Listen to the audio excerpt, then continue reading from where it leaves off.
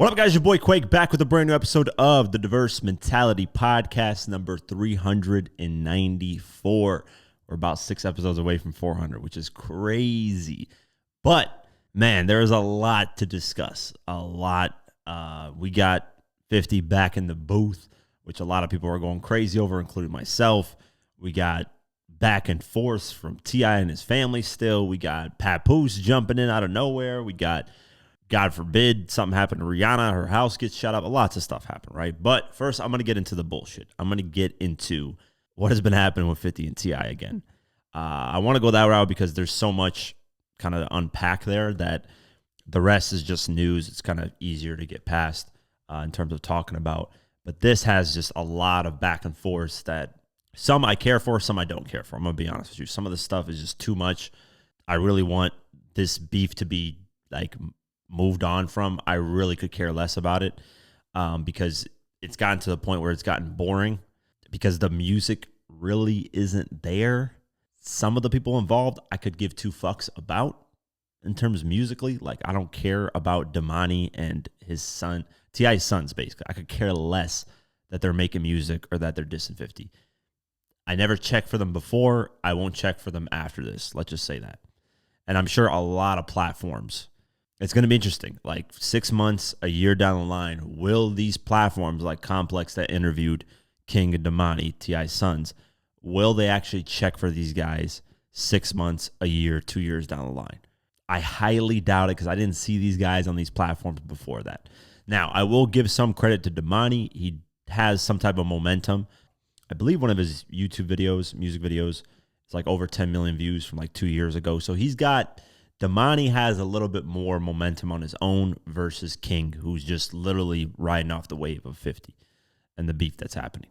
But that's a whole different conversation. So where we left off at the last episode of the podcast was 50 announcing that he's going to drop a documentary on T.I. and Tiny about their sexual assault allegations, right? And T.I. responded to that. He uploaded a video promoting his Let 'Em Know record. And in the caption, he said this: "We can go bar for bar, hit for hit, or doc for doc. Either way, all you going to do is show how much of a fuck N-word you is. Let's play Nobody Fears You over here. Boo-boo, hashtag let 'em know." So he's promoting his single again as he responds to 50. Now, bar for bar, hit for hit. Okay, I can see that, right? T.I.'s got hit records. T.I.'s got bars. 50's got hit records. And to a certain extent, 50 has bars, right? But doc for doc, come on, T.I. You ain't got no production company. You know, that's going to be interesting. But with how many people hate 50, I wouldn't be surprised if he puts a doc out there and then everybody goes running towards him to produce it because, a lot of people hate 50 as much as they love him. But that's not happening. He's not releasing a doc. That's not, that's not going to happen anytime soon. But when 50 made that documentary announcement, he commented new music today. And I didn't take that serious. I think I said it on the last podcast episode. I didn't believe that 50 was going to drop new music. I think he was just trolling. That's what I thought at the time. But he proved me wrong, and he proved a lot of people wrong. He dropped the new Power theme song for Power Origins, which is coming up on Stars. Is that technically 50 getting back in the booth? No, because this is just another theme song, and 50 has always dropped theme songs for his shows. BMF, he dropped Wish Me Luck. The first Power dropped Big Rich Town. The Power Raising Canaan, he dropped Part of the Game. For the Tommy one, he dropped Power, Powder, Respect with Lil Durk. So on and so forth. There's records that he's dropped every time he's dropped a TV show. That's always happened. One track that I wish he would have released, and this is for the TV show 50 Central, which flopped. It was it was one season on BT and just performed horribly. But the song in that intro, I wish. Let me see if I can play it for you guys, man, because I think I have it on my actual phone. Yeah, I have it on my phone. Let me see if I can play it. I have it on my phone. And there were reports that, or at least from what not reports, because this is my sources, but from my sources, I was told that Gucci Mane was on this track with 50 back when Gucci Mane got out, because the 50 Central show came out in like 2017. So this is like right after Gucci got out and was starting to make his comeback. So 50 featured Gucci on that record. But let me play this track. This track was the 50 Central theme song, and it never came out, which If I was interviewing 50, I'd ask him about it, but let me play it for you guys. These be on something. Around it and told something. These thirsty bros be done stole something. She twerking for you, now throw something. Them people come, I don't know nothing. Officer, I don't know nothing. I'm the one these bros want. I be keeping that dough. 10 million, 20 million, 30 million. I'm on something. 10 million, 20 million, 30 million. That bag coming. 10 million, 20 million, 30 million. You know what's up. 10 million, 20 million, 30 million. Yeah, trick, I'm up. Yeah. Yeah, trick, I'm up. Yeah, so that was featured on that show, but never came out. So that's the only theme song that I know of that 50 actually didn't release. But back to what I'm talking about. He's always released theme songs, so this wasn't, the timing of it was a surprise, but this wasn't anything like new. People were like, oh, 50's back in the booth and he's recording music now to diss other people, and that's not the case. What I think happened, though, is 50 recorded this track, had a different type of verse, and then we went back in the booth to change his verse up to diss T.I. and his family. I think that's what happened. I'm not 100% sure, but I believe this record was recorded because 50 talked about in the Rolling Stone interview that in December, he basically recorded a mixtape worth of music. So what is a mixtape? It's usually 10, 12, 15 tracks, whatever, around there. So he said he recorded a mixtape and was getting ready to release it, but just decided not to release it. So I think during that time, he recorded this Power theme song. He recorded the Max B record, which I'm going to talk about, and other stuff that he hasn't released. So I think this track was recorded back then because you got to think, the Power Origins show, when was it announced? Let me see. So yeah, this was announced in September of 2025. So in order for 50 to record a theme song for a TV show, it would have to get approved, right? Because what if Power Origins, he would not record music for a show that isn't approved, that isn't going to have the green light to go. So it had the green light in September. So that gives 50 October, November, December, up until now to record the theme song. So I assume he recorded in December, had a slightly different verse, not dissing anybody.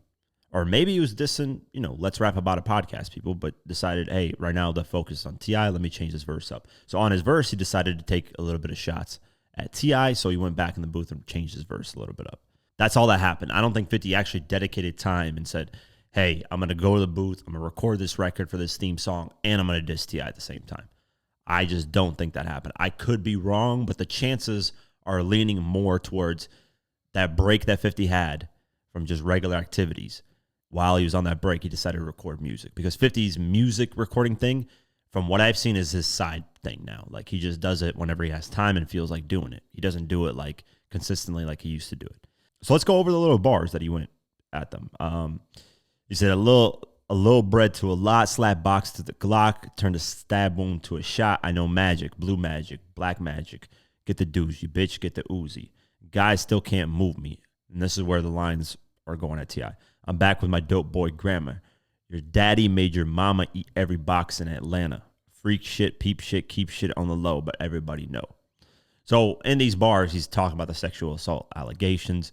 If you read some of the sexual assault stuff, you would know that T.I. was using his wife as basically like Jeffrey Epstein. Not to like say that they're Jeffrey Epstein stuff, but Jeffrey Epstein used his wife to coerce women and to bring women and have women be more comfortable around the men. And that's basically what T.I. was doing with the women that he was having parties with, having fun with. He would also, have his wife there to coerce the situation and have fun with them as well. So that's basically what he's saying. He's saying like T.I. made his wife eat every vagina in Atlanta. And then he's talking to, when he says your daddy and your mama, he's talking to T.I.'s kids. So he's responding essentially to all of them with one bar, which is actually genius when you think about it. I wasn't expecting that from 50. It's like one bar is responding to 4 fucking people, which is like, and even though Tiny hasn't said anything, it's still like going at her too. So yeah, it goes to T.I., his wife, King, and Damani, which is all 3 of them are dissing him with a bunch of diss tracks. And one, obviously, the wife hasn't really said anything, which to me was dope, man. My number one thing about this track that I really, really like is one, shout out to Leon Thomas. The hook is amazing. The beat is crazy. But what surprised me is 50's voice sounds good. Because if you go to that Italian, feature that he did like earlier this year, end of like last year, the New Year's, whatever, his voice did not sound good. Like 50, I think when he puts on weight, when he gets really bulky and fat, his voice sounds like very, I don't know how to explain it, but what's the proper word? It just doesn't sound clear, doesn't sound good. On this, he sounds like more like he's in pocket of what he used to do with the music. It sounds way better, and that's what surprised me. Is that like that's the first thing I noticed when 50's verse came on. That's the first thing I noticed. I was like, holy shit, like this actually sounds good. Like I'm genuinely surprised because I was expecting some. I'm gonna be honest with you guys, man. Wasn't expecting something really that good because I've kind of lost a little bit of my faith when it comes to 50 and his music. Now, here's the thing: the theme songs for Power have been all fire. So with this being a Power theme song, I was like, it's probably good. I would be surprised if it wasn't, but still, I was like, I don't know. This 50 just kind of has moments where he does good, has moments where he does bad. At least these past 5 years, right? I was surprised by that, but then also, the flow delivery sounded great, man. I enjoyed it. And yeah, 50 took his little shot at them. And what's interesting about this track, and I'm going to say it to you guys right now publicly because I already heard about this behind the scenes, but I'm going to kind of give you guys a quote-unquote exclusive, not really, but for me, I already knew this for a while. But I've talked about this too in past. I'm going to kind of break the timeline of why this track is very important. One, this track is starting to get picked up on radio right now already, which is good news, which means 50's potentially having a hit record here. The second thing is this track is only a preview.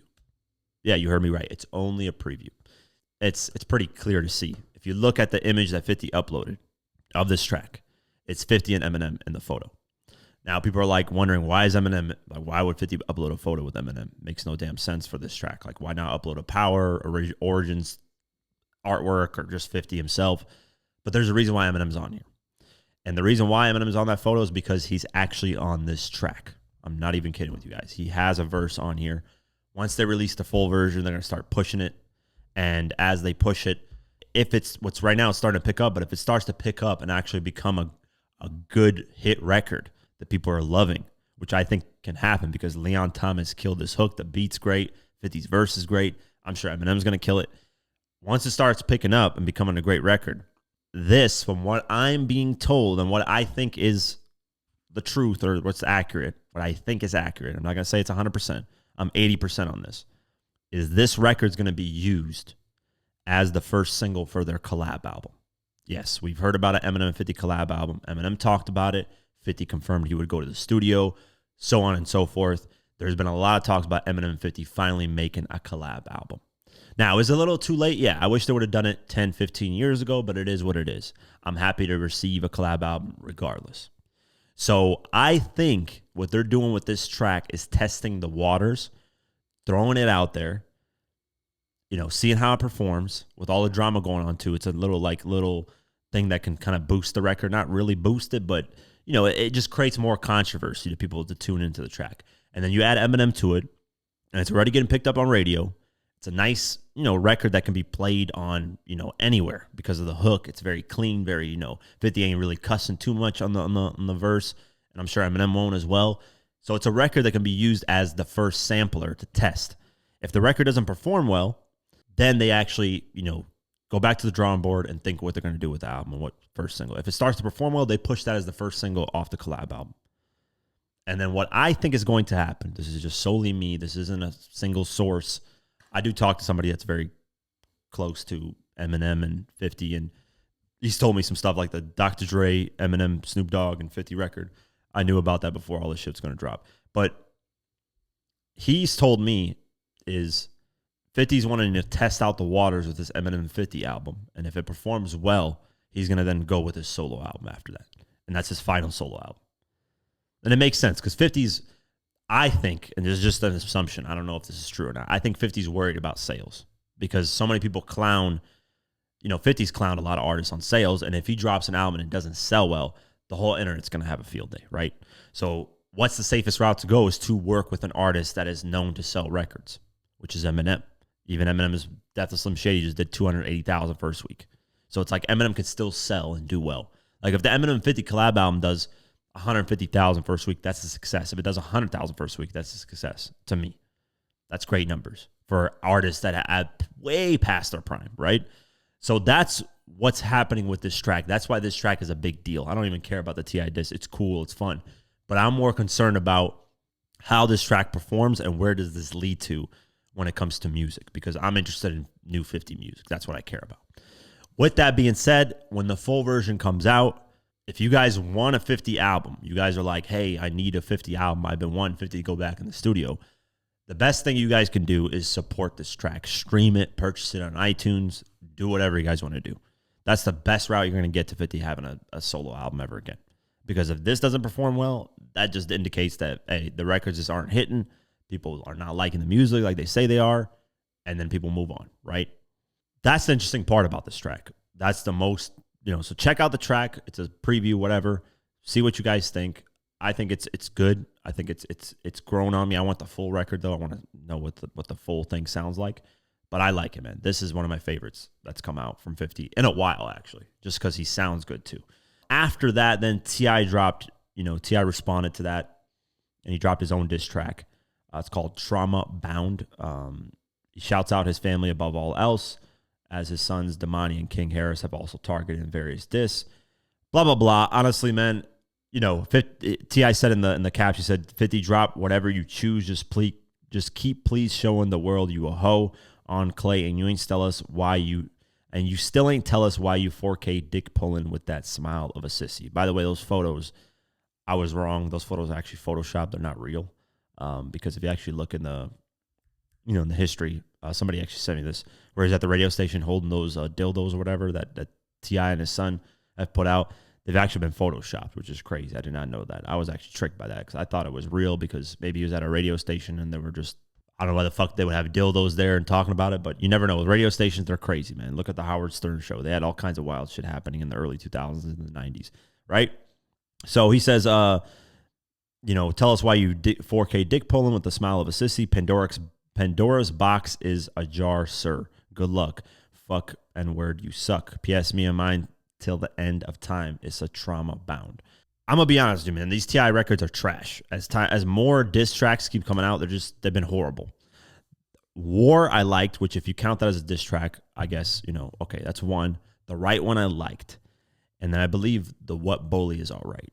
The rest have just been they've been subpar, man. They haven't been anything special, anything that stood out, and the proof in that is people aren't quoting a single bar from these diss tracks, not one. I haven't seen shit. And people will probably be like, oh, well, your algorithm is tuned towards 50. No, I've been liking everything that's been said about T.I. and 50. Both sides I've been liking. I've been trying to see, have people been quoting any of the diss tracks? Not really. So it shows that the diss tracks really haven't hit like that. It's just interesting for the time being, but we'll see. I mean, a year from now, 2 years from now, will people ever mention these diss tracks? Will people care? Probably not. The right one is a good one, though. I'm not going to lie. That one I really, really enjoyed. When I first heard that, I was like, damn, 50's getting cooked here. But the rest have been these ones have been subpar, and they really just kind of came and went. The same thing with King. King is out here. He responded with a diss track after that 50 record came out. Let's see. He has a strain of weed with his 50's mama's face on it. He's promoting it and trying to sell it. That weed, that strain of weed. He's basically, smoking that pack of 50 Cent's dead mom, blah, blah, blah, that type of stuff, which is corny to me. As I've always said, dissing dead people has never been cool. But whatever, he's doing that, trying to get any clout. He's promoting his little video game sponsorship deals that he has. He's trying to get money out of it, clout out of it. Like I said, I never heard a single King record before this, and I don't think I'll ever hear a King record after this. Nobody's really checking for this guy's music. I could be wrong. 5 years down the line, he becomes a huge artist and everybody loves him. But I'm just saying, right now, the only momentum this guy has gotten is from 50. That's it. So he dropped his diss track, and then Damani dropped his own diss track again. So Damani's dropped 2 diss tracks. This one's called Pussy. And yeah, this one's good. I mean, Damani has good, but here's the thing, man. I don't check for Damani's music. I don't sit here and I'm like, oh yeah, new Damani track and album drop. And let's be honest, guys. Majority of you have never checked for this guy's music. Any of T.I.'s sons. T.I., we can say, yeah, we check for T.I.'s music. He's had a long career. When he drops the album, I'm going to listen to it, of course. I'm a fan of T.I. I've always said that. But his sons, I don't check for these guys, man. Let's just be honest. Nobody checks for them like that. Yeah, does Damani have a decent fan base? Of course. Let's see, actually. I want to go on his YouTube channel. Because there is. So his most popular video has 13 million views 2 years ago. It's called Forever Lasting with DC Young Fly and Buddy Hendrix, or Seti Hendrix. And then his next track is 3.2 million views 5 years ago, 3.1, 1.9, 1.4, 1.3, 1.2, 900,000, and so on and so forth. So his career isn't, he has 400,000 subscribers. His career isn't this huge, like, thing. This 50 Cent thing is helping them put their music on. But other than that, he's got one video that 13 million views, and that's it. Everything else is cracked 3 million, which is not bad for an artist that's, new. But like, nobody's sitting here and like, oh my God, Damani King, I want to go check out their music. Let's be honest, guys. So that's where this beef kind of got corny to me. I'm just like, let's move on from this shit. I could care less, So yeah, T.I. dropped his diss track. Damani dropped his. King dropped his. That's what happened with that. And then I want to talk about the 50 Cent and Max B record that dropped. Because there's a lot of confusion on this track. People were like, is this a diss towards somebody? Oh, 50's back in the booth. Let me talk about that. This Max B record was initially released through his mixtape in November of 2025. So last year, November. Max B, I remember he talked to Who Kid. He was like, hit up Boo Boo. I want to work with him, blah, blah, blah. So what I assume happened is 50, heard his mixtape, chose this record as the one to hop on because Max B mentions 50 on this track. He talks about 50 don't like Supreme, Supreme McGriff, all that. So 50 chose that record to jump on it, and I assume he recorded that record in December. It just makes sense. And 50 said, nothing is dissing, anybody on there. He said, this is not about the Brady Bunch. Listen, shitheads, everybody getting one bar, LOL. So he clarified this is not a diss record towards anybody. On top of that, this track, to me, I don't like it. I really could care less for it. I like the beat. I like the hook. The ad-libs are pretty cool, too. The classic 50 ad-libs where he's talking shit. But 50's verse, I could care less about. Same with Max B's verse. I could care less about. This is one of those tracks when I heard it, I was like, the bars from 50 is like click, clack, pap, pap. Like, it's the same gun bars that I really don't want to hear that much, really. And if I do want to hear it, it's going to be, done in a more creative way. Because 50's had so many bars about guns and street shit that at this point he has to come creative to do it. Like, because he's been said pretty much everything. So yeah, this track I didn't really care too much for. This track to me was like this is my rating scale. I'm gonna be honest here. If it's a 1 or 2, it's pretty much ass. 1 or 2 out of 10, it's ass. It's garbage. It's horrible, right? 3 to 4, it's trash, basically. Not ass. Ass is worse than trash. My rating scale. 5 out of 10, it's average. And then 6 to 7, it's good. 8 to 9, it's great. And then 10 out of 10, it's classic. It's perfect. This track falls between 4 out of 10 to 5 out of 10. It's between trash to average. And if it's average, it doesn't really mean much. It just kind of, I could care less about this track. That's my take on this track. But I know everybody has their own opinion and stuff. I'm just happy 50's dropping music. I hope this is, I don't think he's gone back in the booth. I think these are, like I said, records that he recorded in December. It makes sense that he recorded at the time because that's what he told Rolling Stone. So I don't think he's back in the booth 100%. I think he's just dropping these records that he's already had in the stash because people have been asking for music, especially with this T.I. stuff. So that's my take on it. Let's get into the actual news now after all that because, all that I just wanted to get out the way because there's so much that was happening. So let's get into the news. In the news, Papoose decides to diss 50 Cent freestyling over the Miniman beat.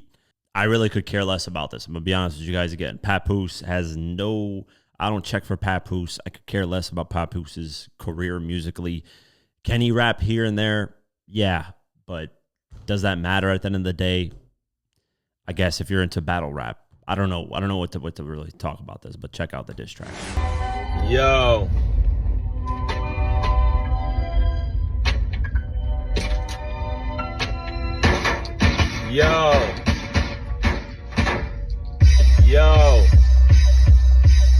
Curtis Jack. That's what came to mind soon as I heard the track. Ball spitting lyrical, condescending to murder rap. Heard they shot his ass with a Nina. He deserved a Mac. About to turn the heat up, I got my hand on a thermostat. Ugly ass G-Unit sneakers. Had the shirt to match, cause after Get Rich or Die Trying, your every verse was whack. Mad cause Diddy hit your chick. You a jerk for that. Diddy clap them cheeks so loud, the neighbors heard the slap. That's why you made that documentary, you was hurt from that. I heard she fucked all 5 guys and they bring a burger back. Spoke to some conspiracy theorists, they said the earth is flat. They also said you work for Illuminati. Nervous rat. What would make this chump think that he could spit a verse with Pap? Somebody better pray for this nigga. Where the church is at? If it wasn't for M, you'll be looking for a purse to snatch. Bought your girl a wig, then you told her to return it back. 50, you a petty son of a bitch. Bernie Mac killing this nigga softly. Lauren Hill, Roberta Flack. What's the usual conversation when people try to diss 50? They say, one, he's only got one good album. After that, nobody really gave a fuck, which is false. You can look at the numbers. The Massacre was sold insane. Huge hit records. Candy Shop went number 1, just a little bit went, I think, number 3. Disco Inferno went like number 6, number 7. So he had like 4 records that went in the top 20 in the Hot 100 off that album. Then you go to Curtis, another album that sold well. And people are going to say, oh, it's because of the Kanye battle. Regardless, with or without the Kanye battle, that album would have sold 400 to 600,000 copies first week. That's just 50. 50 is on that level, right? So that album sold well. It just did 1 billion streams. 2 hit records on there. AO Technology and I Get Money. AO Technology was number 5 on the Hot 100. I Get Money was number 20. 2 top 20 hit records. Great. Before I Self-Destruct, produced At Least Baby by Me, which was a hit record. Did pretty good in sales. Decent. That's it. But when it comes to like rappers like this, who I can't even name a single album this guy's done. I can't name one record that this guy's done besides the alphabet stuff that I mentioned to you guys, where he raps the whole alphabet and rhymes it. That's it. I can't name anything outside of that. Nobody really, I've never heard anybody say, hey, put that Papoose record on. I remember Papoose for that feature he did on Touch It Remix with Busta Rhymes. He killed it there. That's it. This guy has no hits. Is nowhere near 50's level. And 50 shouldn't be responding to these guys, man. I don't know why 50 even addresses it. And he did address, Papoose, and he said basically that he's a retarded rapper, which I don't know if YouTube even allows me to say that word, but he says, I'm sorry, no response to retarded-ass rappers who can't write a hit to save their lives, moving right along, short bus shorty, LOL. And he's right. There's levels to this. Like, I don't give a fuck about how Papoose can rap. Like, at what point does that even matter?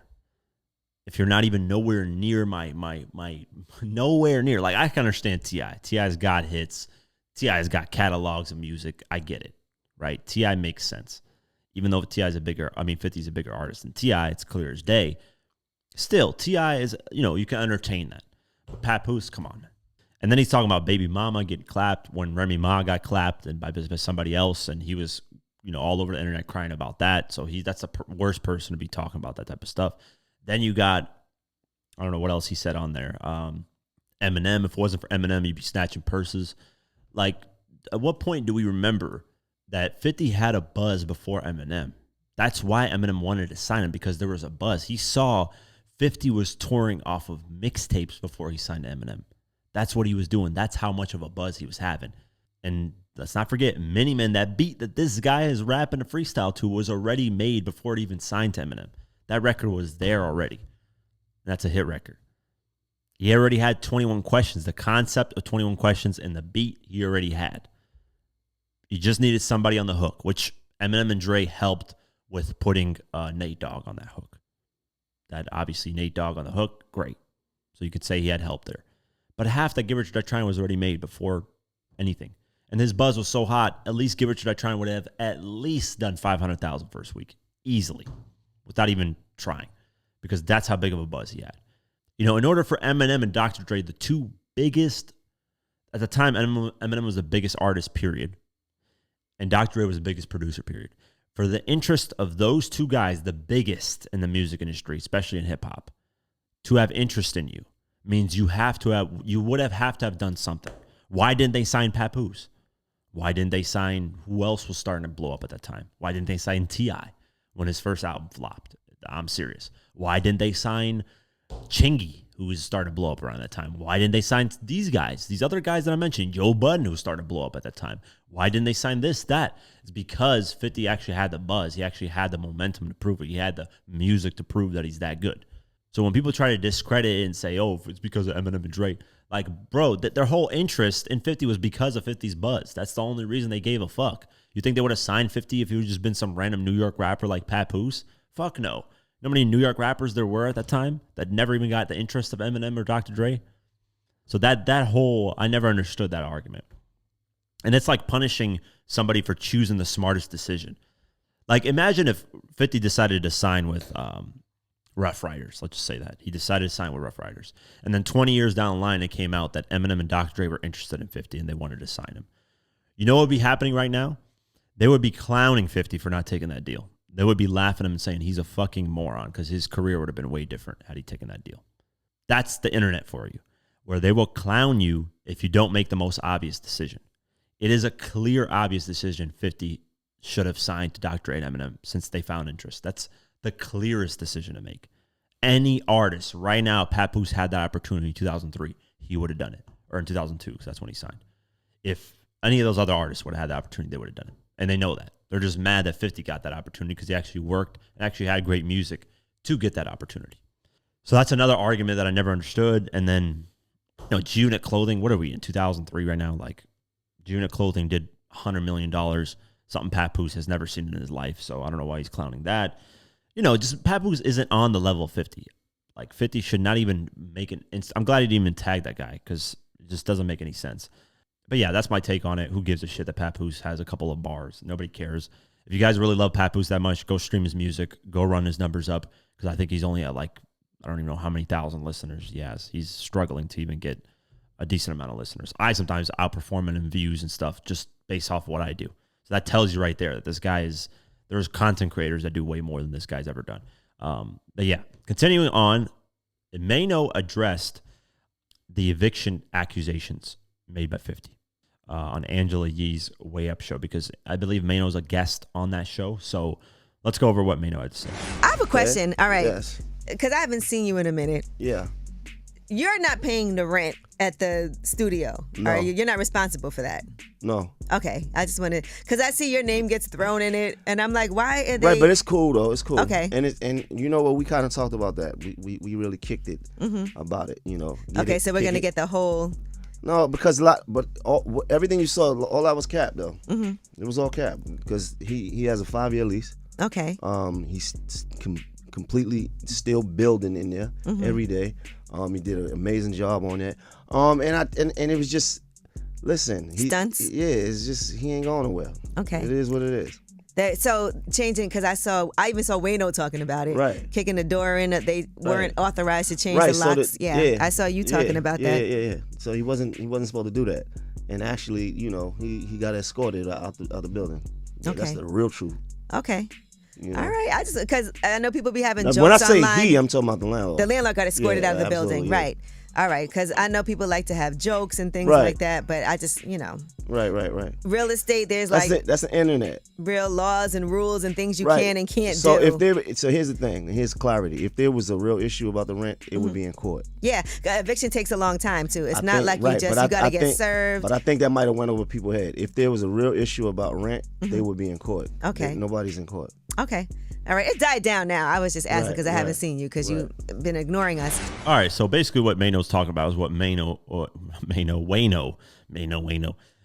on his YouTube channel basically said, hey, I have a source that said the situation is not like the way it seems and that the landlord broke violations that he wasn't and Jim Jones this and that.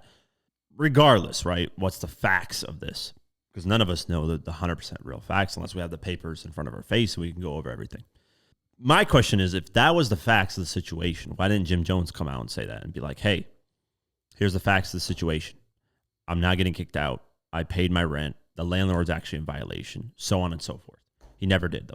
So clearly there's something there where something's wrong that Jim Jones doesn't want people to know about. There is something there, regardless. Because if I was in that situation, I would say, hey, look, you guys are clowning me for not paying my rent, for not doing this, for not doing that. But look, here's the documents. This is what's going on. This guy tried to change my locks when legally he wasn't allowed to. This guy tried to do this when he wasn't allowed to. And we have a 5-year agreement.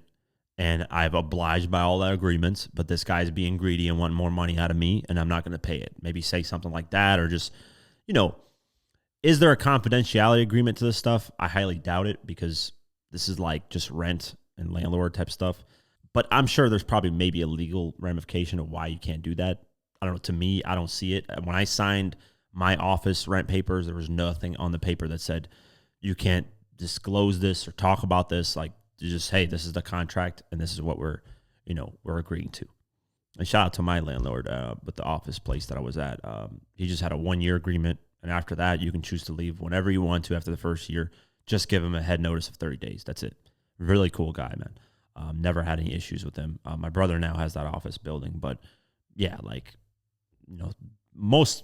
actually the last landlord I was with that other office, the first when the podcast first launched, terrible individuals, man. They accused us of all kinds of wrong things. So yeah, I can understand where you can run into the wrong individuals, right? So I don't know who's telling the truth, but it was interesting to see Maino's kind of, add into it and basically defend Jim Jones, because nobody, Fabulous and Davies, haven't said shit about it. That's, why I salute Maino for at least saying something about it. Lil Durk's case has taken a turn as Young Thug's infamous lawyer joins the fight. So let's go over this. Lil Durk is currently in prison, all while awaiting his murder-for-hire trial. The trial has been delayed on numerous occasions, and there have been questions about whether or not he would be coming home soon. His trial is now set for August 20th, 2026, and there is no denying that there is a lot of anticipation surrounding this. The murder-for-hire charges are severe, and it is not going to be easy for Durk to fight this. As one can imagine, he is looking to put together the best legal team possible. Drew Findling is already on his team, which speaks volumes to the kind of fight that Durk is preparing. Findling is infamous for the cases he has won and is not shy about discussing his victories with the media. While Findling is certainly a great start, it appears that Durk is trying to beef up his defense when it comes to high-profile hip-hop cases. There's no one more respected than Brian Steele right now. Of course, Steele is the man who helped free Young Thug. His work during the YSL trial was highly regarded as nothing short of masterful. There have been rumblings that he would join Durk's legal team, but now it appears as though his interest in the case is all but confirmed. Interesting. It appears as though Steele has officially filed paperwork to become one of Durk's lawyers. Interestingly enough, Steele is not an additional body. Instead, he is replacing another attorney. The attorney in question has not been named at this time. Regardless, the addition of Steele to this case certainly makes things more interesting. Steele and Findling will be forming a super team of sorts. This could have major implications for how this case plays out and whether or not Durk can come away unscathed. This is a case that everyone will be paying attention to and will be following it every step of the way. Very true. This is a huge case. And it seems like Durk is willing to spend all of his money, man, because getting Drew Findling and Brian Steele on the same case is like OJ, what he did with, I forget the names of all of them. I forget all the fucking, I'm not going to go over it. But regardless, I think, if I was in this situation, I would spend every dime. Like, to me, it wouldn't matter, man. It would not matter the money, because I could make that back when I'm out. Spend 20, 30, 40 million, whatever I got, to make sure I either get the lowest amount of time possible or I walk away a free man. Yeah, I'm interested in seeing, with that addition, is it going to be something crazy? Is it going to be a huge, I think it is. I think Durk is just like, hey, I'm going to put all my chips into this, and this is it. Because I think even Durk knows that there's people turning on him, and the information that's going to be coming out is going to make him look very guilty. And the only people that can help in this situation are people that have been experienced in dealing with rappers with these type of cases. So we'll see what happens, but interesting turn nonetheless. Rihanna's home was shut up 10 times. So let's go over this. Kind of crazy. Rihanna is safe and unharmed after a woman allegedly fired several shots at her home in Beverly Hills, California on Sunday. While the suspect's identity has yet to be made public, which it has just now, she is a 35-year-old woman. Several other details about the incident are now available. The Los Angeles Police Department has confirmed that the woman that they arrested is in her 30s. They allege she fired at least 7 shots at the singer's home from inside her Tesla. Some people are saying 7, some 10. using an assault rifle to do so. While there were no injuries, one round penetrated a wall of the mansion. The other bullets hit the gate as well as an RV parked in the driveway. According to Los Angeles Times, the LAPD radio dispatch relayed that the suspect was wearing her hair in braids and that she had on a cream-colored blouse and that her car was dirty. When they pulled the suspect over and took her into custody, they searched the vehicle and located an assault rifle and 7 casings, said Armin Arias, a LAPD spokesperson. While no one was injured, it is unclear whether Rihanna was home at the time, which is hilarious because they're saying she was. The reports are just crazy out here with her kids. The motive for this, who knows, man. Maybe she wants Rihanna to release a new album. She's a psychopath stan. Who knows? Maybe something to do with A$AP Rocky where, I don't know, man. This is the problem, is being a celebrity, you never know people's intentions are for you. They could be, loving you. They could be hating you secretly. You never know, man. People are very crazy out here. So I'm just reporting on this to say, thankful that Rihanna wasn't actually hurt in this situation because it is ultimately fucked up. To have somebody come up to your house and start shooting is insane when you probably don't even know the fucking person or never did anything to that person. But that's the world we're living in. It's crazy times. 50 has received a frustrating update in his June Books lawsuit. Yes, we talked about this a while ago. So 50 Cent's efforts to secure a $1 million default judgment against his ex, Shaniqua Tompkins, which is the baby mother of his first child, is not going well. In fact, things are effectively at a stalemate despite the later missing deadlines to respond to it. If you didn't know, this is tied to a life rights agreement she signed in 2007 with G-Unit Books. A Manhattan commercial court has come to the conclusion that the entity has yet to show enough proof to secure said judgment. This comes to light exclusively through Grouchy Gedge. Wow, I don't know why they always pronounce this guy, but while 50's team claims the life rights agreement was okay for both sides, Tompkins has argued recently that's not true. In late January, she claimed that she was forced into signing it. Allegedly, 50 Cent's former manager, Chris Lighty, tracked her down and threatened her. During this encounter, Mr. Lighty told me that I would suffer severe consequences if I did not sign the agreement, which I don't know if I believe because she wanted money. So, 50 gave her like $70,000 to sign it, which is, for somebody who's not working and not doing anything, $70,000 is a lot of money. It's a lot of money to me, and I work every single day.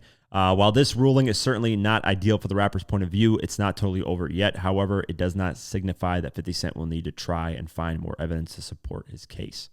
However, it does signify, the G-Unit mogul sued his longtime ex last year, accusing her of wrecking the agreement she signed those years ago. He says she did by speaking about the relationship in interviews and in social media posts. 50 alleged all this information she spilled should have exclusively belonged to him and nullified the agreement.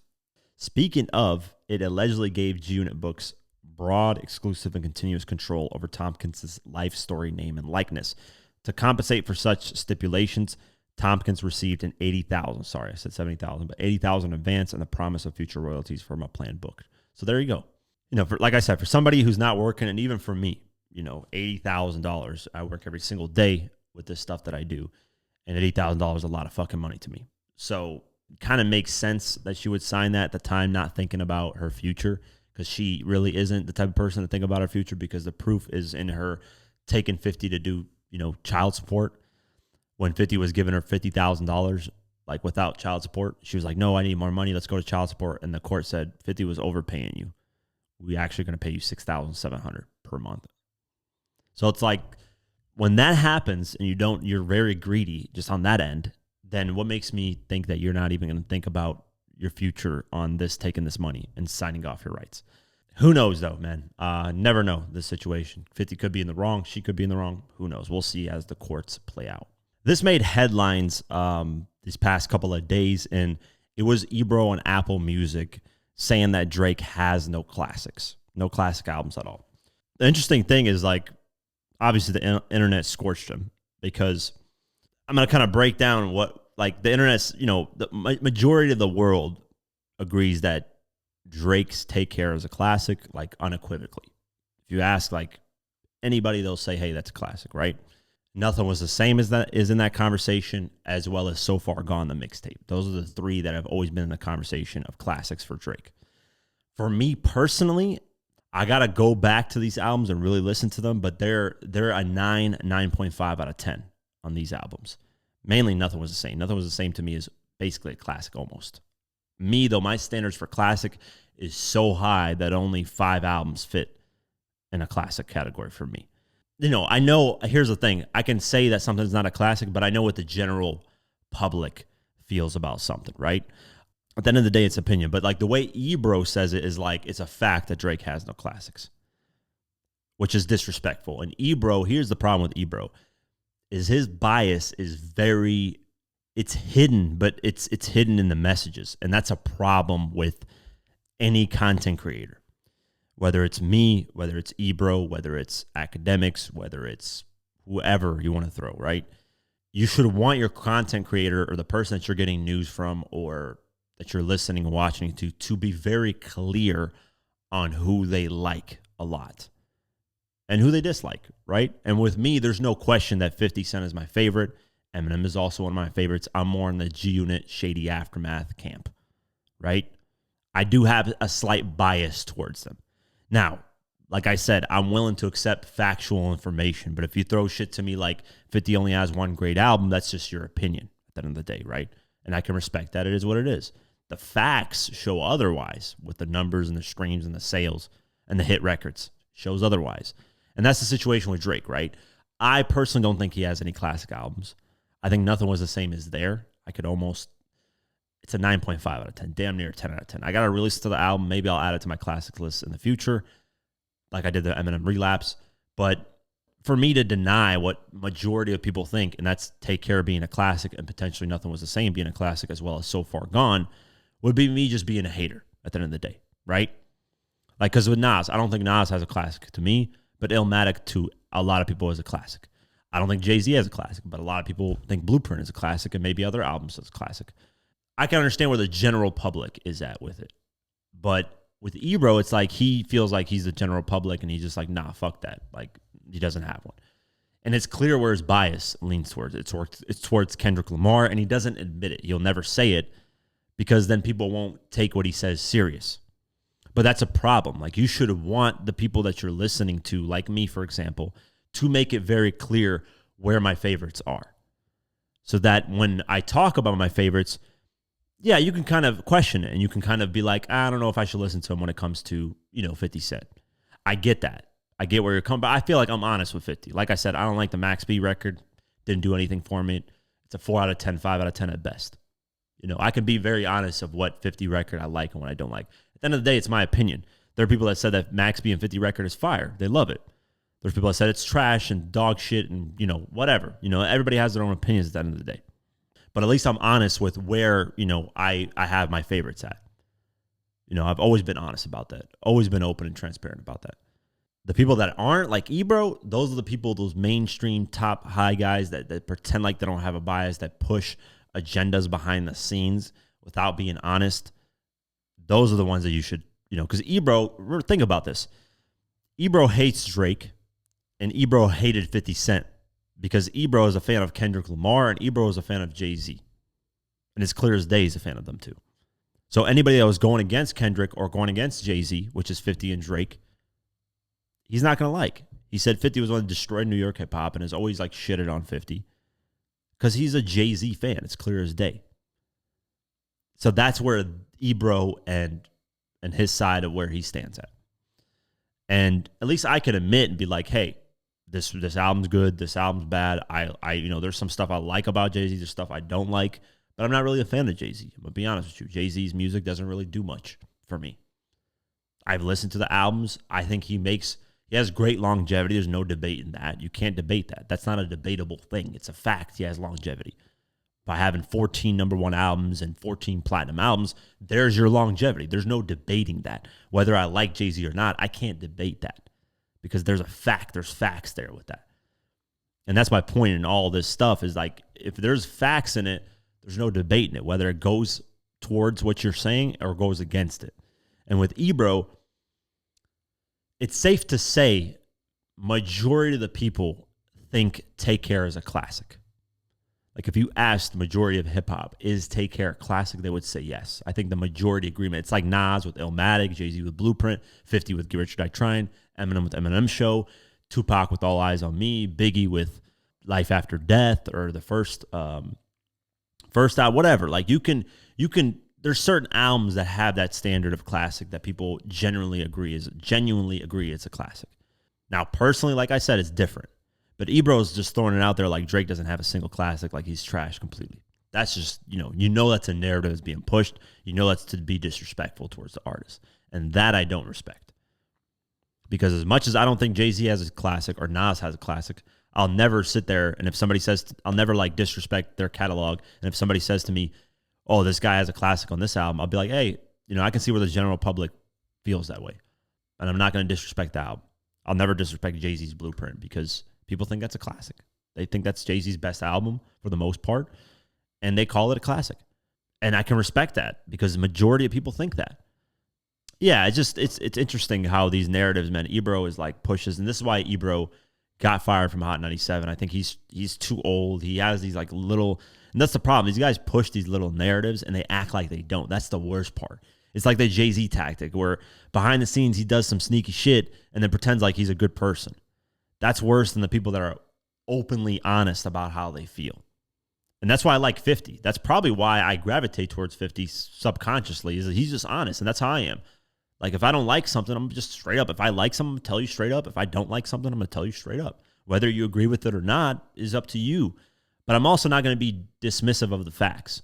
If there's facts presented towards me, then I have to, it's a fact at the end of the day. There's nothing you can talk about when it comes to facts. But yeah, that's my take on it, man. Drake has at least, to the public, at least one classic. At lowest. At best, 3 classics to the public. Now, I've seen people say 6, 7 classics. They're tripping. Like, Academics said 6, 7 classics Drake has. That's crazy. I'm not even saying that about 50, and 50 is my favorite.